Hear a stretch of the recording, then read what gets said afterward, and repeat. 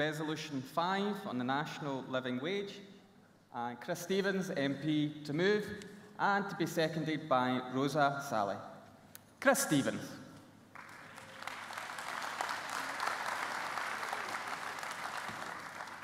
Thank you very much, Convener. Chris Stevens, MP, moving Resolution 5 on the so-called living wage and the impact this has on young workers.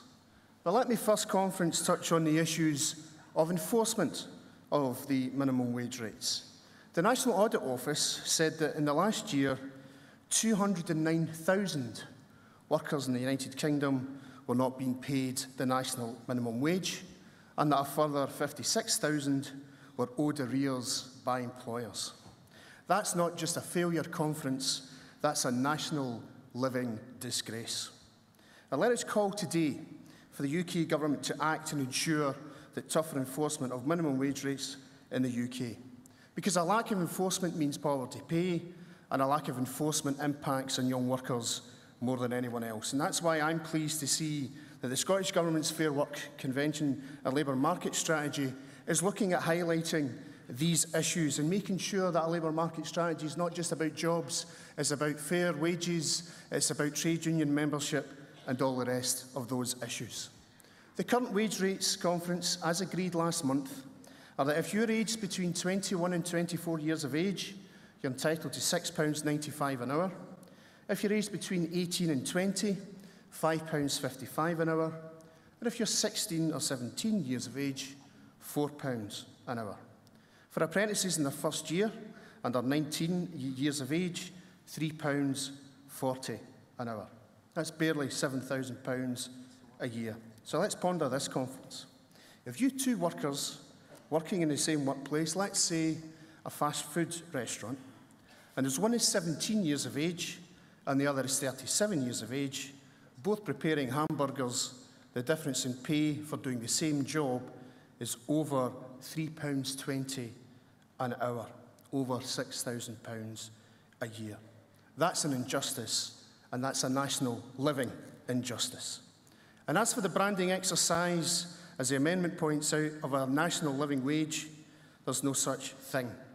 That's just another piece of PR puffery. It's merely an additional tier of the national minimum wage. The Tory government decided to create a new tier for those over 25 and a new tier for those between 21 and 24 being denied that wage for no other reason than they plucked it out of the air. And every time we've asked that question, why is the living wage been set at 25, we don't get an answer. But workers do the same job regardless of their age in many sectors of the economy.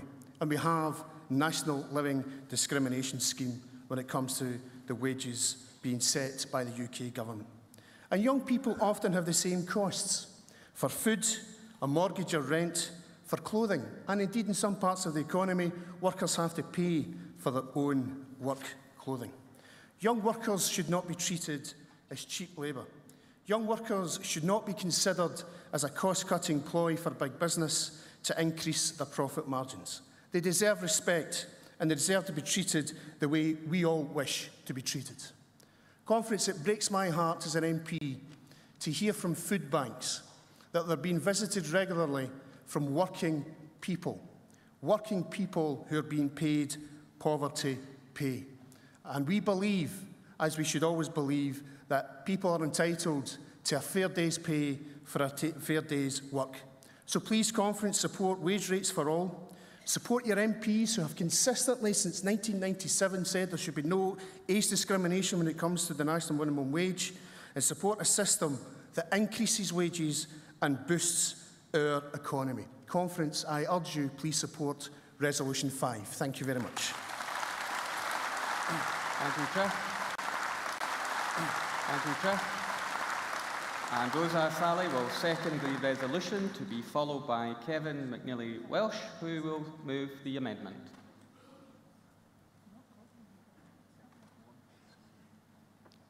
Welcome, Rosa.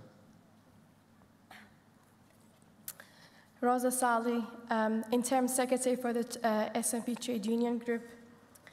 I've also been involved with Unite Youth Committee. I'm the Vice Chair. and being involved with campaign We're Better Than Zero campaign, and young workers not being paid the equal pay that they do, the equal work that they should get. The so-called national living wage does not apply to those who are under the age of 25. For the first time, under 25s are viewed distinct and seen as less deserving group since the minimum wage was introduced in 1999.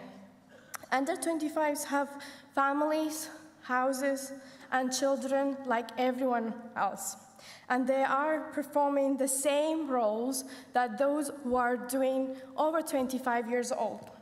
So how is that fair that they do not get the same amount as their counterparts? Living wage does not apply to them. How is this fair? There is little public support for this approach. Their argument is that it will tackle the youth unemployment. Okay, but Resolution Foundation has stated that under 25 will not benefit from the national living wage that is set by the Tory government. But rather, employers and businesses will exploit workers as they seek to recruit young candidates in order to cut wage costs. But it can also discriminate against the older applicants too. And under the legislation of the Equality Act, this is an age discrimination. And these concerns have been echoed by many people.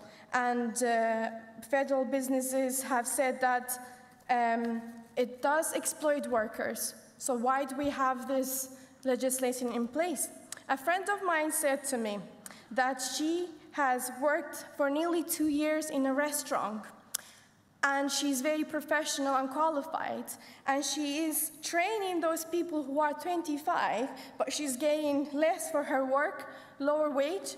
How is this fair? Please support this resolution, I urge you. And come to our stall as well for the SNP Trade Union Group. And if you're not a member, join one. Thank you. Kevin McNally Welsh will move the amendment. Conference, thank you for letting me speak in front of you today.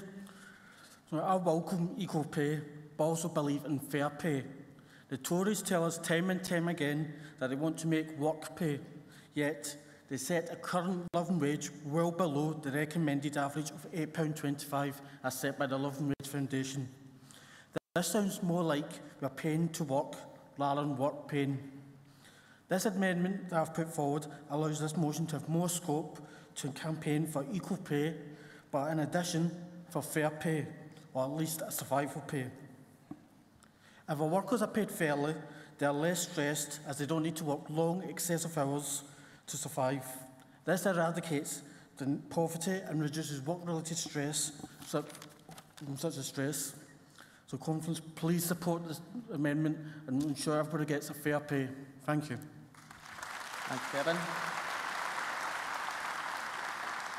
And John Mason to second, to be followed by Bill Ward, who will move the remit back. Conference, clearly this resolution focuses on the unfair age differential under the national living wage, and I fully support the motion in this regard. If someone is doing the same work at age 22 or age 59, then clearly they should be paid the same. I do think there is a place for paying more for experience, but that should mean relevant experience, not just age, and could mean, for example, a 22-year-old is actually paid more than a 59-year-old if the former had done the job for longer. There is clearly some confusion deliberately created by the Conservatives, in my opinion, between the real living wage and the national living wage. The motion does refer to the so-called national living wage, and that is completely correct. But I particularly wanted to speak in this debate because of the amendment.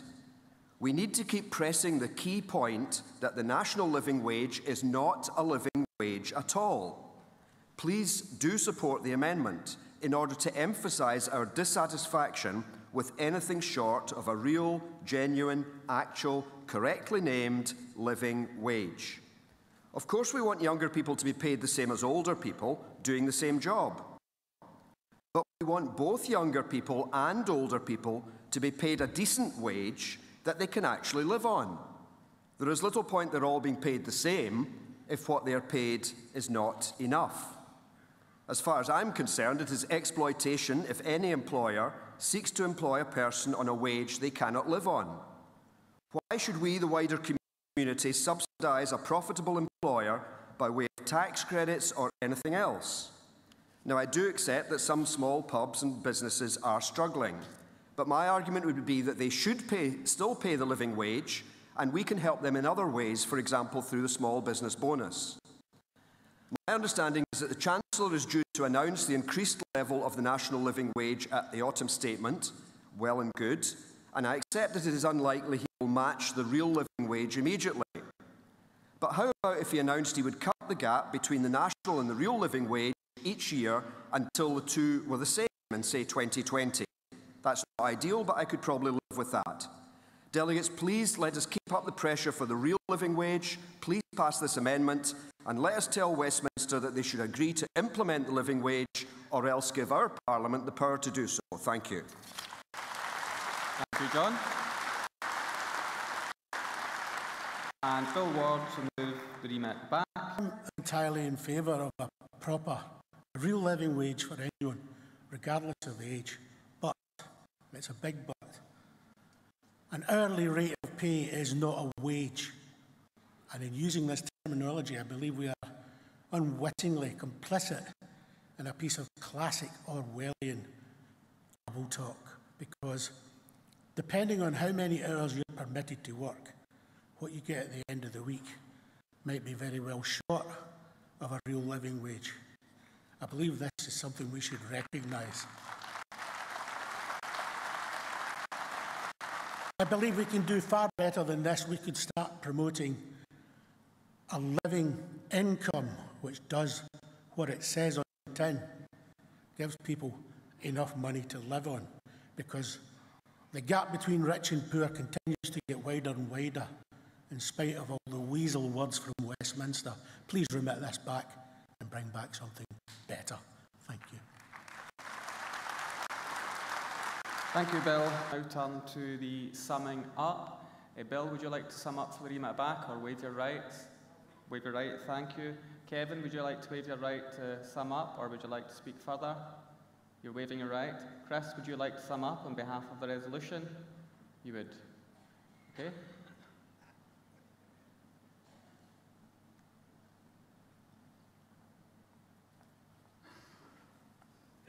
Thank you, Convener. Firstly, we would urge conference to support the amendment. I'd like to thank Rosa, Kevin, John and Emma for their excellent speeches. Can I just say to my good friend Bill, you can pass this resolution and argue vehemently for everything you had said, because that's what the MPs at Westminster are doing on a daily basis on behalf of working people, not just in Scotland, but leading the way in the rest of the United Kingdom. Arguing against exploitative zero-hour contracts, cuts in redundancy notices and the impact of exit payments which take place in the workplace. We're the ones, Bill, I'll give you an assurance, we'll keep coming back with resolutions showing the Westminster Group's fighting injustice and is the effective opposition to the Tories at Westminster. Thank you very much. Thank you, Chris. Delegates ready to vote? Again, I'll call a vote on the amendment, the remit back, and then the resolution. Those in favour of the amendment, please show. Thank you. Cards down. Those against the amendment, please show. Thank you. The amendment is carried overwhelmingly. Those in favour of the remit back, please show.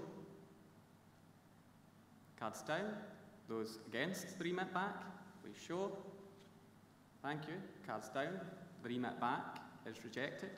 Those in favour of the resolution as amended, please show. Thank you. Cards down. Those against the resolution as amended, please show.